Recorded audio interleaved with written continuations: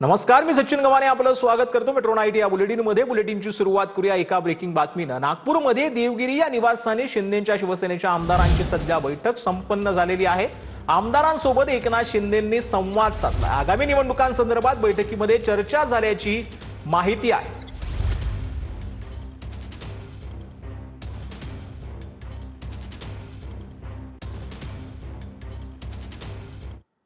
तर गुलामानं प्रतिक्रिया द्यायची नसते आणि गांडुळानं फना काढायचा प्रयत्न करायचा नसतो, नाव न घेता एकनाथ शिंदेंवरती उद्धव ठाकरेंनी ही टीका केलेली आहे।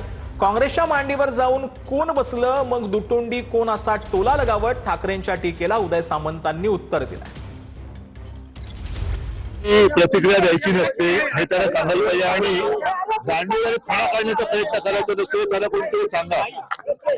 नवीन काय अशी अवहेलना करणं, अशी बदनामी करणं, अशा पद्धतीचं टीकात्मक बोलणं हे आम्हाला काय 4 वर्ष नवीन नाही। 4 वर्ष आम्ही हेच ऐकतोय। परंतु वंदनीय बाळासाहेबांचा विचार होता की काँग्रेस बरोबर कधीच जायचं नाही। त्या काँग्रेसच्या मांडीवर जाऊन कोण बसलं, मग दुतोंडी कोण आहे? तर विरोधी पक्ष नेते देत असाल तर उपमुख्यमंत्री पद ही रद्द करा असं उद्धव ठाकरेंनी म्हटलंय। दोन्ही सभागृहात विरोधी पक्ष नेता देण्याची ठाकरेंची ही मागणी आहे। तर उपमुख्यमंत्र्यांना कमी लेखण्याचं काम काही लोक करतायत, उदय सामंत यांनी वक्तव्य केलंय। उपमुख्यमंत्री पद संवैधानिक, सुप्रीम कोर्टानं सांगितलंय असं देखील उदय सामंतांनी म्हटलंय। संख्याबळ हा जर का नियम असेल तर मग नियमानुसार उपमुख्यमंत्री पण पद नाहीये, त्याला संख्याचं नाहीच आहे। कारण काय काय ठिकाणी तर नुसतं असंच नेमले गेलेले आहेत। त्याच्यामुळे आणि एक नाही 2-2 उपमुख्यमंत्री अशी म्हणजे मग तुम्ही उद्या 40-40 उपमुख्यमंत्री कराल तर उपमुख्यमंत्री संज्ञाच चुकीची आहे, ती कायद्यातच बसत नाहीये।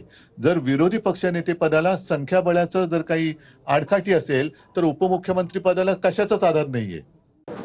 परंतु मुख्यमंत्री असताना देखील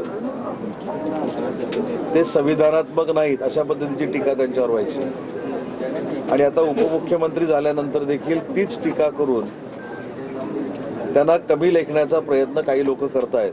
तर सर्वोच्च न्यायालयाने वर्ष 2024 मध्ये एका याचिकेवर सुनावलेल्या आदेशात असे म्हटले आहे की उपमुख्यमंत्री पद नियुक्त करणं हे संविधानात्मक तरतुदीचे उल्लंघन नाही।